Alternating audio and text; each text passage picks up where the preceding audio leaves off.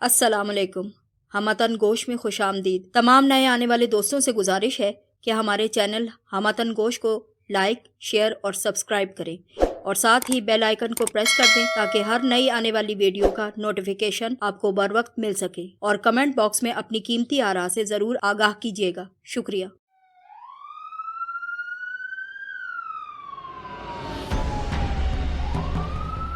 لہو کے تاجروں کی صفاقی اور سیاہ کاریوں کی لہو رنگ داستان۔ لمحہ لمحہ دہشت، لمحہ لمحہ موت کی طرف بڑھتی ہوئی کہانی۔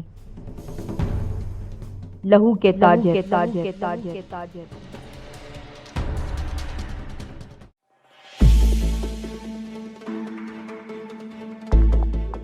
قسط نمبر 11۔ بابر کھڑکی کے پاس کھڑا پردوں کی درزوں سے باہر اسٹیڈیم کو غور سے دیکھ رہا تھا۔ کمرے میں خاموشی تھی۔ نذیر دروازے کے پاس رائفل کو ریڈی پوزیشن میں لیے کھڑا تھا۔ وہ خوفزدہ تھا کہ کسی بھی وقت بابر گھومے گا، اس کی شاٹ گن گرجے گی اور اسے مداخلت کی سزا مل جائے گی۔ اس نے ماسٹر کی جان ایک بار بچا لی تھی، لیکن وہ دوبارہ یہ ہمت نہیں کر سکتا تھا۔ وہ جانتا تھا کہ آئندہ ایسا ہوا تو بابر اسے بھی زندہ نہیں چھوڑے گا۔ بدستور کھڑکی سے جھانکتے ہوئے بابر نے کہا، ان تمام لوگوں کو فیکلٹی روم کے اندر لے جاؤ۔ اب ہر لمحے انہیں نظروں کے سامنے رکھنا پڑے گا۔ وہ سب دروازے کی طرف بڑھنے لگے۔ اچانک بابر نے کہا، کمال رشید یہیں پر رکے گا۔ نذیر دروازے پر ٹھٹکا۔ اس نے پلٹ کر بابر کو سوالیہ نظروں سے دیکھا، پھر وہ دوسروں کے ساتھ کمرے سے باہر نکل گیا۔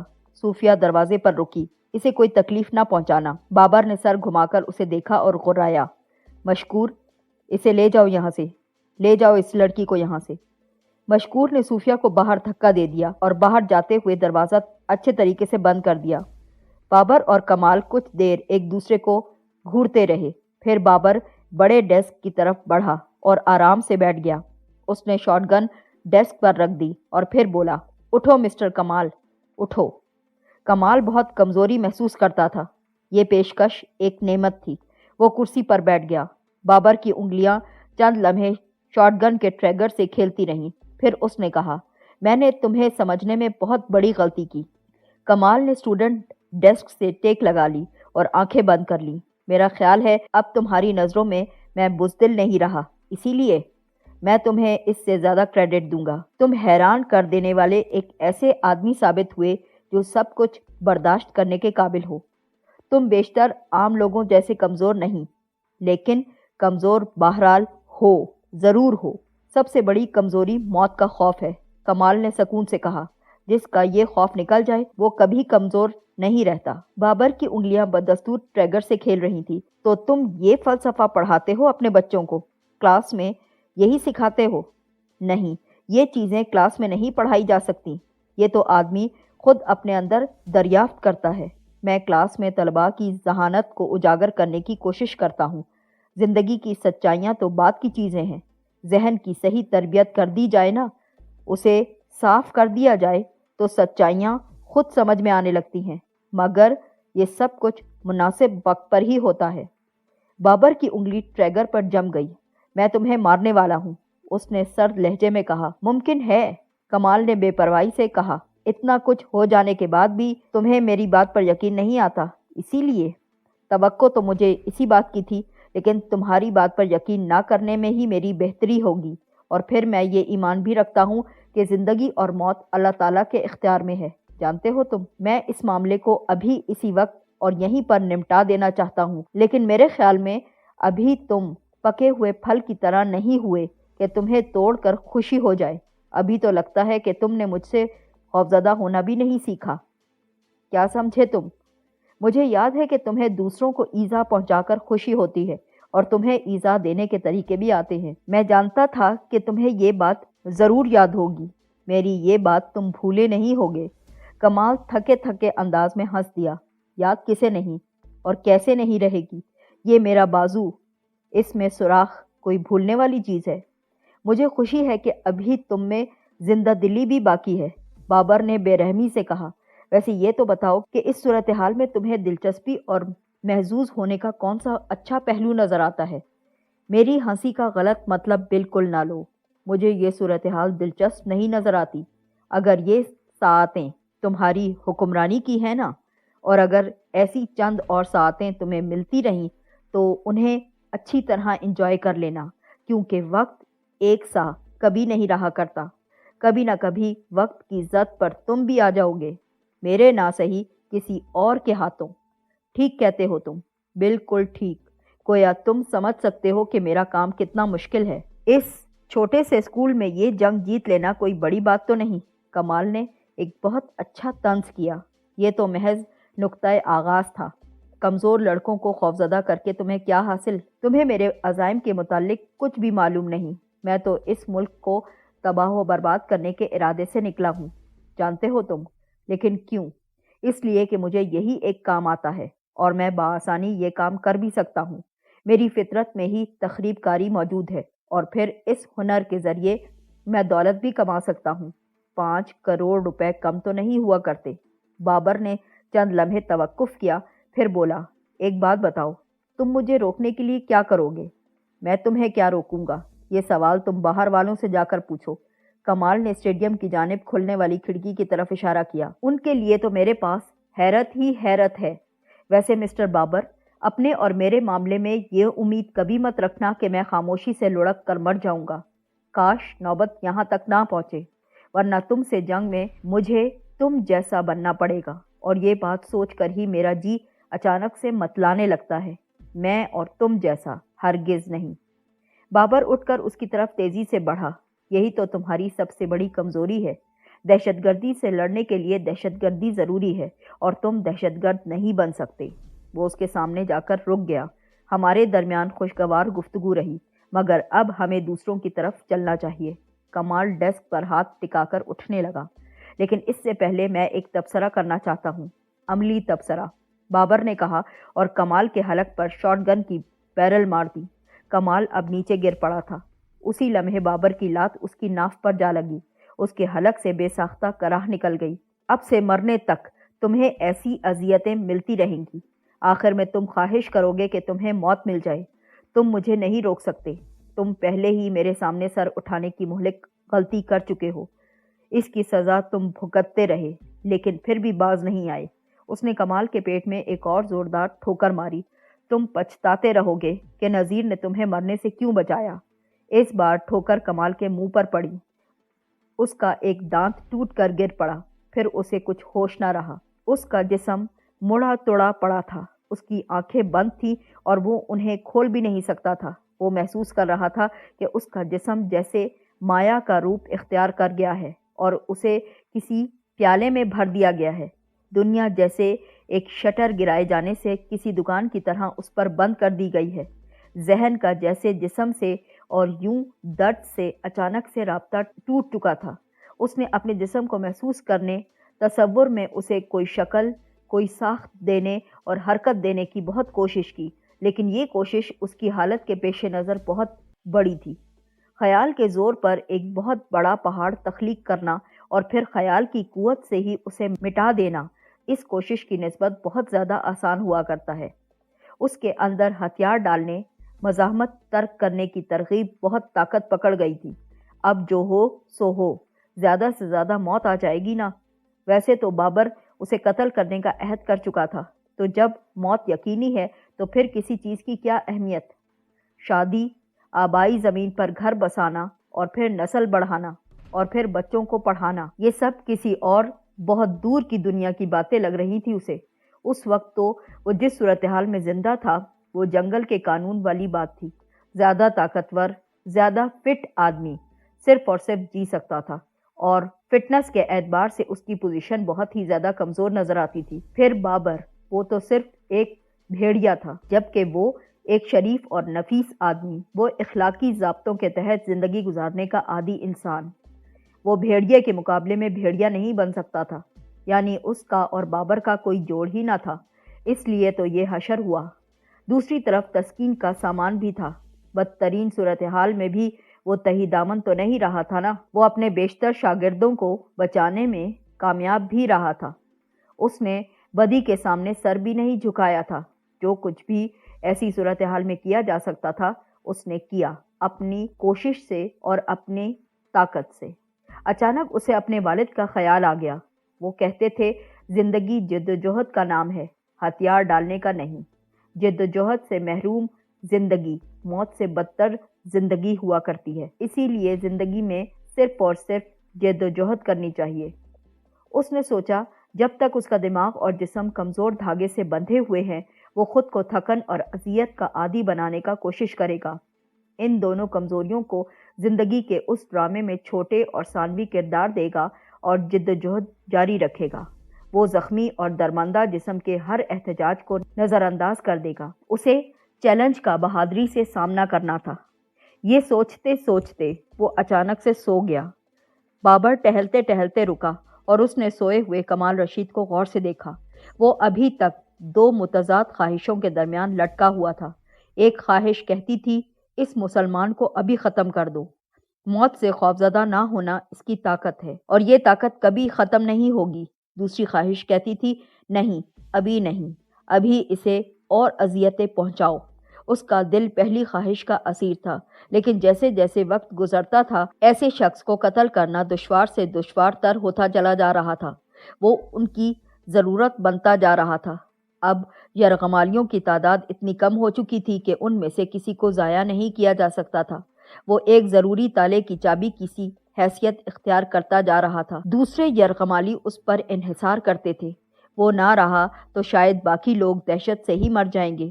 وہ ان کے لیے امید کی علامت تھا اور یرغمالیوں کی زندگی بہت زیادہ اہم تھی، اس لیے کہ وہ ان کی اپنی زندگی کی ضمانت تھے۔ یہ سوچ کر اس کا خون کھولنے لگا۔ جب وہ پہلی بار کلاس روم میں داخل ہوا تھا تو یہ شخص کمال رشید کچھ بھی نہ تھا، مگر اب وہ بڑھتا پھیلتا چلا جا رہا تھا۔ ہر توہین اور ہر تشدد کے بعد وہ پہلے سے زیادہ مضبوط اور طاقتور محسوس کرنے لگتا تھا۔ بابر کو اپنے اوور ہونے کا احساس ہونے لگا۔ شاید اس نے اپنے ہتھیار، غصے، دھمکیاں، تشدد اور موت کی دہشت ضرورت سے زیادہ استعمال کر لیے تھے، اسی لیے اب اسے ان کے استعمال پر اپنا من پسند رد عمل نہیں مل رہا تھا۔ اس نے موت کو سخت جان دشمن سے محض ایک سانس کے فاصلے پر لا کھڑا کیا تھا، مگر وہ اپنی جگہ ڈٹا کھڑا تھا۔ اس کے چہرے پر خوف کے سائے کی پرچھائیاں تک نہیں لرزتی تھیں۔ نذیر نے مداخلت کر کے اسے بچا لیا، اور سچ یہ ہے کہ اچھا ہی کیا، کیونکہ اس شخص کی ایک اور اہمیت بھی تو تھی۔ تاہم بابر کو یہ اطمینان تھا کہ دیر سے صحیح اس کی خواہش پوری ضرور ہوتی تھی۔ آخر میں وہ اس کے ہاتھوں بہرحال مارا جانے والا تھا۔ فیکلٹی روم کے دروازے پر کھڑے ہوئے نذیر کو سوتے ہوئے اس شخص پر رشک آ رہا تھا۔ وہ بابر کے بے داغ منصوبے کی واحد کمزوری بن گیا تھا، اور وہ کیسا خوش نصیب تھا کہ بے فکری اور اطمینان سے سوتا نظر آتا تھا، جبکہ وہ چاروں دن ہو یا رات باری باری صرف 4 گھنٹے سو سکتے تھے۔ خود اسے بھی ابھی تک 1 گھنٹے سے زیادہ آرام کی مہلت نہیں دی جا سکی تھی۔ سو اب اس کے ہاتھ پاؤں سست پڑنے لگے تھے اور دماغ پر کچھ دھند سی چھا رہی تھی۔ دوپہر کا 1 بجنے والا تھا اور وہ جانتا تھا کہ ڈیڈ لائن تک اسے آرام کی مہلت کبھی نہیں مل سکے گی، بلکہ حفاظت سے نکل جانے تک وہ سو بھی نہیں سکتا۔ اس نے حساب لگایا، ابھی کم از کم 14 گھنٹے اسے نیند نہیں مل سکے گی۔ اس خیال نے اس کی تھکن میں اور مزید اضافہ کر دیا۔ وہ کمرے میں داخل ہوا اور کرسی پر جا کر بیٹھ گیا۔ تینوں لڑکے صوفے پر گہری نیند سو رہے تھے۔ صوفیہ ایک کرسی پر بیٹھی اونگتی نظر آ رہی تھی۔ وہ بار بار جھٹکے سے بیدار ہوتی اور پھر دوبارہ اونگنے لگتی۔ اس نے سوچا کہ وہ اس کی جگہ ہوتا نا تو وہ بھی اسی طرح کرتا اور اسی طرح ہی سوتا۔ اس تمام صورتحال میں کون سو سکتا تھا سوائے لڑکوں کے؟ انہیں صورتحال کی سنگینی کا پوری طرح ادراک تو نہ تھا، اور پھر اس عمر کی نیند ایسی ہی ہوا کرتی ہے کہ آدمی کانٹوں پر بھی بے خبر سو جائے۔ اس نے سوچا کاش میں بھی ایسا ہی ہوتا، سب کچھ بھول بھال کر میٹھی نیند سو جاتا۔ بابر بلڈنگ کا جائزہ لے کر واپس آ گیا تھا۔ اس نے اپنے لیے ایک پیالی میں کافی اڈیلی اور نذیر کے سامنے بیٹھ گیا۔ اس کی آنکھیں عجیب سی ہو رہی تھیں۔ اس بات سے قطع نظر وہ پھر بھی تر و تازہ نظر آتا تھا۔ نذیر نے اسے غور سے دیکھا۔ اس کے چہرے پر اسے کوئی غیر معمولی تاثر بالکل نظر نہیں آ رہا تھا۔ کیا بات ہے، کچھ پریشان معلوم ہوتے ہو؟ اس نے سوال کیا۔ بابر نے کافی کا گھونٹ لیا۔ اس کے چہرے پر سکون پھیل گیا۔ सब कुछ कंट्रोल में है, परेशानी की तो कोई बात नहीं। ये भी बहुत अच्छा है कि तलबा कुछ कम रह गए, हम यहाँ उन पर ज़्यादा बेहतर तरीके से नज़र रख सकते हैं। नज़ीर ने कहा, हमें वहाँ उन पर बेहतर तौर पर नज़र रखनी चाहिए थी ना, बड़ी तादाद हमारी ताकत थी। अब कुछ भी तो नहीं, वो सूरत हाल ऐसी थी कि हम कुछ भी नहीं कर सकते थे। नहीं, हमने उन्हें बहुत देर तन्हाई फराहम करके बहुत बड़ी गलती की थी। बाबर ने तल्ख लहजे में कहा, यूं कमाल को उन्हें तैयार करने का अच्छा मौका भी मिल गया। वो ना होता ना तो ये सब कुछ कभी ना होता, लेकिन जो कुछ अभी हुआ है वो हमारे लिए बहुत बेहतर हुआ है। नज़ीर ने कहा, जानते हो क्यों?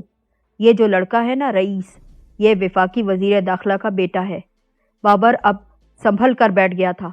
ओह, ये बात तुम्हें कैसे मालूम हुई? खुद ही डींगे मार बैठा था, इसीलिए मालूम हो गया। मास्टर ने उसे चुप करवाने की कोशिश की थी, लेकिन ये बात तो मुझे मालूम हो चुकी थी। बस, तो फिर परेशान होने की बिल्कुल कोई ज़रूरत नहीं। समझ लो हम ये खेल जीत चुके। उसी वक्त इंटरकॉम का बजर चीखा। पुलिस की कार्रवाई के बाद ये 5वीं कॉल थी उनके लिए। बाबर चंद लम्हे इंटरकॉम को घूरता रहा, फिर उसने रिसीवर को उठा लिया। यस, उसने कहा, बहुत तपे हुए मालूम हो रहे हो। दूसरी तरफ से जलीस ने कहा, क्या सूरत हाल अच्छी नहीं है तुम लोगों के हक में? क्यों? नर्वस तो तुम मालूम होते हो। मैं तो 24 जानों का बोझ कम होने पर बहुत खुश हूँ।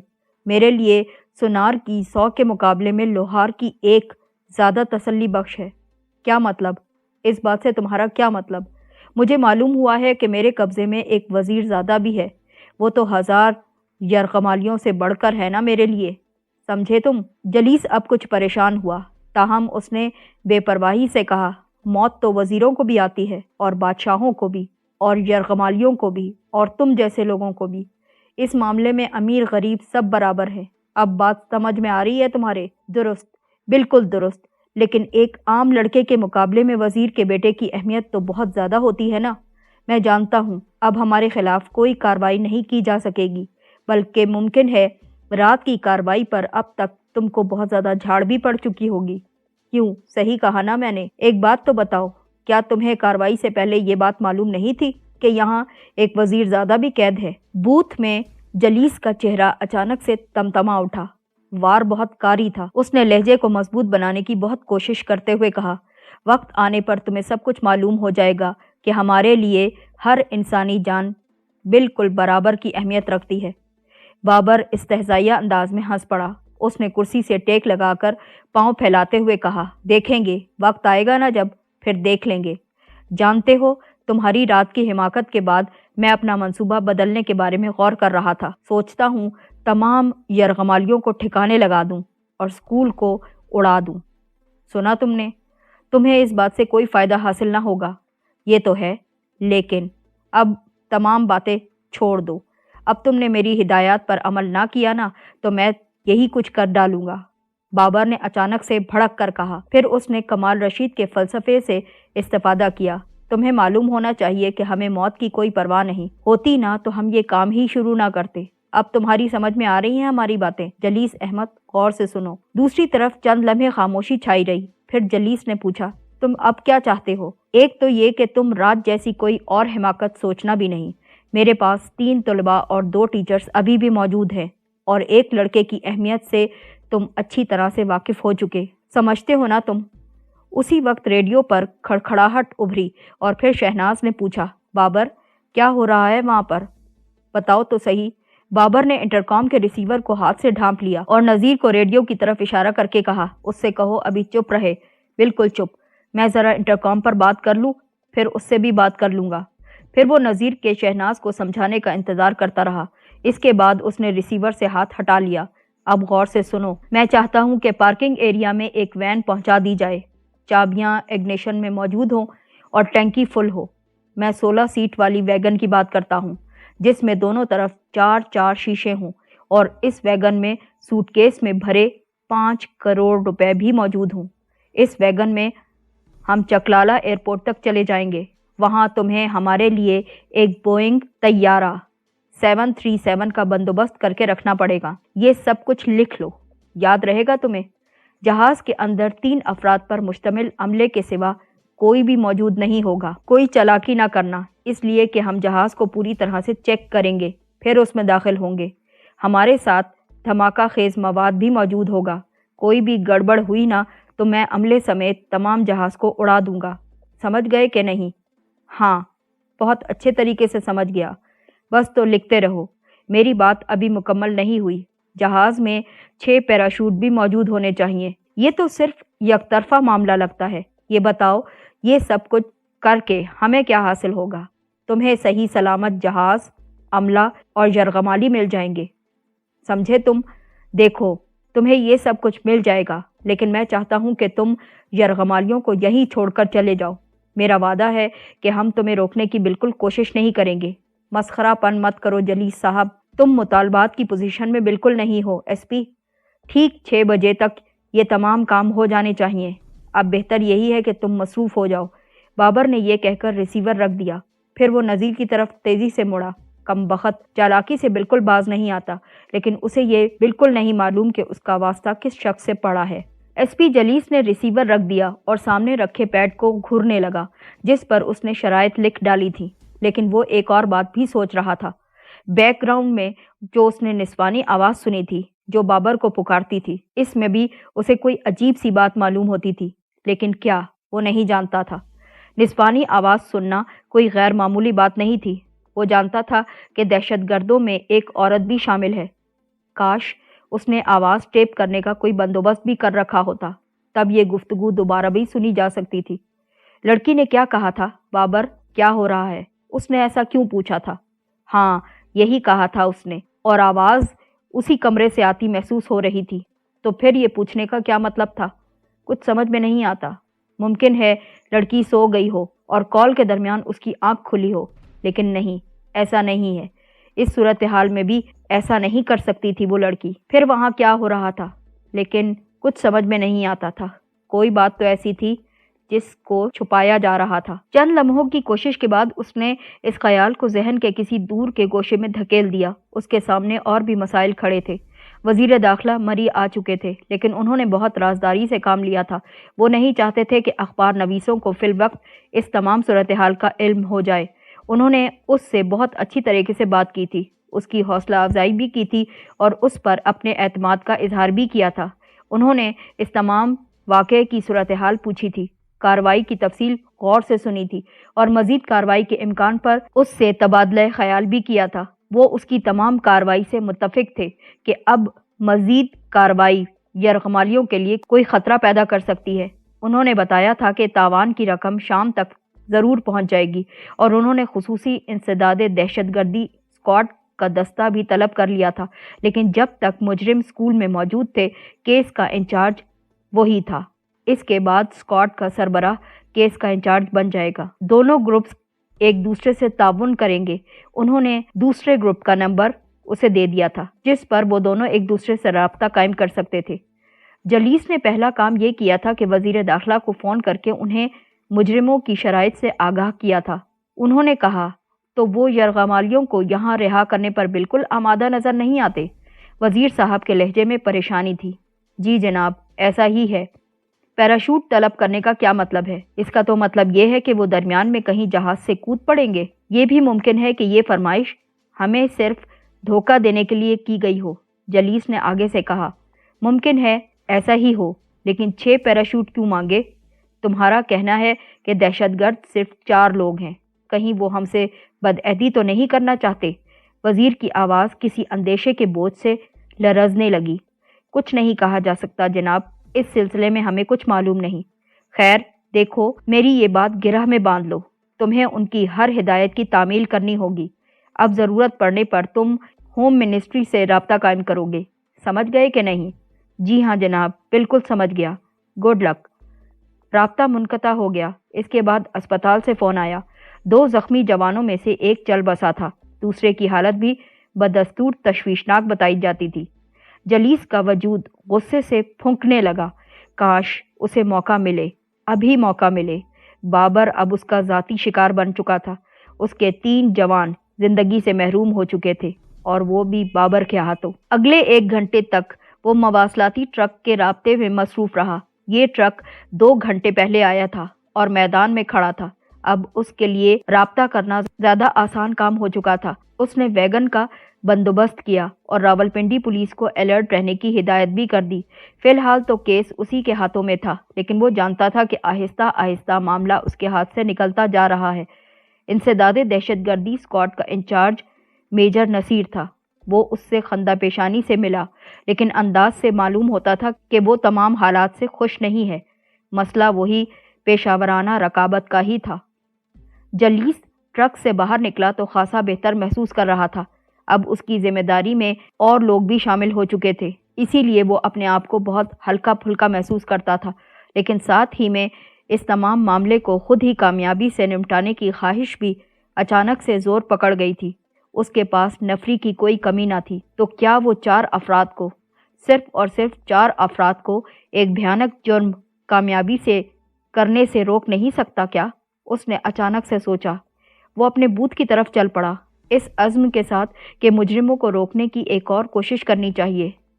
وہ لسٹ ہاتھ میں لے کر کرسی پر بیٹھا ہی تھا کہ میز پر رکھا واکی ٹاکی بڑبڑانے لگا۔ سر، پرنسپل جمیل الرحمان صاحب آپ سے ملنے آنا چاہتے ہیں، آ جائیں کہ نہیں؟ اس نے ایک اور بٹن دبایا اور کہا، بھیج دو انہیں، جلدی بھیج دو۔ جمیل الرحمان صاحب جس وقت بوتھ میں داخل ہوئے، جلیس بیٹھا واکی ٹاکی کو گھور رہا تھا۔ اس نے جمیل الرحمان کو آتے اور 2 پیالیوں میں کافی انڈیلتے بھی نہیں دیکھا۔ جمیل الرحمان صاحب نے کافی کی ایک پیالی اس کی طرف بڑھائی تو وہ چونک پڑا۔ کیا بات ہے؟ کسی گہری سوچ میں گم ہو جمیل الرحمان صاحب نے سوال کیا۔ ایک بات مجھے مسلسل پریشان کر رہی ہے، میں اس تمام گفتگو میں سے اس بات کو ذہن سے بالکل جھٹک نہیں پا رہا۔ کوئی اہم بات ہے کیا؟ میں انٹرکام پر مجرموں کے سرغنے سے بات کرتا تھا کہ پس منظر میں مجھے ایک عجیب سی آواز سنائی دی۔ میں اس کی نوعیت بالکل نہیں سمجھ پاتا، جلیس نے پرخیال انداز میں کہا، پھر چونک کر پوچھا، ایک بات بتائیں، فیکلٹی روم میں فون کی سہولت موجود ہے یا نہیں؟ نہیں، صرف اور صرف انٹرکام موجود ہے وہاں پر۔ مجھے یقین ہے کہ میں نے پس منظر میں گھٹی گھٹی سی کھرکھراتی ہوئی ایک نسوانی آواز سن لی۔ اب مجھے خیال آتا ہے کہ اس کے فوراً بعد بابر نے ریسیور پر ہاتھ رکھ دیا۔ اس کے باوجود جو کچھ اس نے کہا میں نے غور سے سن لیا۔ اس نے لڑکی کو خود خاموش رہنے کا اشارہ نہیں کیا تھا۔ اس نے نذیر کو کہا تھا کہ اسے چپ کرواؤ، میں بعد میں اس سے بات کروں گا۔ اس کا تو یہ مطلب ہے کہ بولنے والی کمرے میں موجود نہیں تھی۔ بات سمجھ میں نہیں آتی، کیونکہ آواز سے تو لگتا تھا کہ بولنے والی اسی کمرے میں موجود ہے۔ ممکن ہے کہ وہ ایک دوسرے سے کسی اور واکی ٹاکی کے ذریعے رابطہ کرتے ہوں، جمیل الرحمان صاحب نے رائے دی۔ میں نے بھی یہی سوچا تھا، لیکن بچ نکلنے والے طلباء میں سے کسی نے بھی دہشت گردوں کے پاس ریڈیو نہیں دیکھا تھا، جبکہ وہ چاروں اکٹھے بھی کلاس روم میں موجود رہے۔ پرنسپل نے پیکٹ میں سے 2 سگریٹ نکالے اور ایک جلیس احمد کی طرف بڑھا دیا۔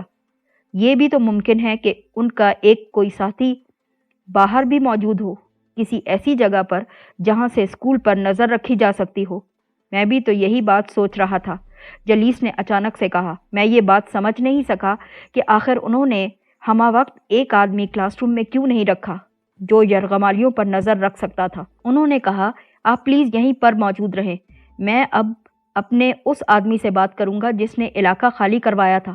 میں اس سے کہوں گا کہ ہر اس دروازے کو دوبارہ چیک کرے جہاں سے جواب نہیں ملا تھا، اور اس نے یہ سمجھ لیا تھا کہ وہاں پر کوئی موجود نہیں۔ وہ دروازے کی طرف بڑھ گئے۔ اسی وقت ان کے ذہن میں ایک اور خیال تھا، کاش اس کے بعد کچھ زیادہ مہلت مل جاتی، کچھ زیادہ وقت ہوتا، پھر دیکھتا کہ کیا کر سکتا تھا۔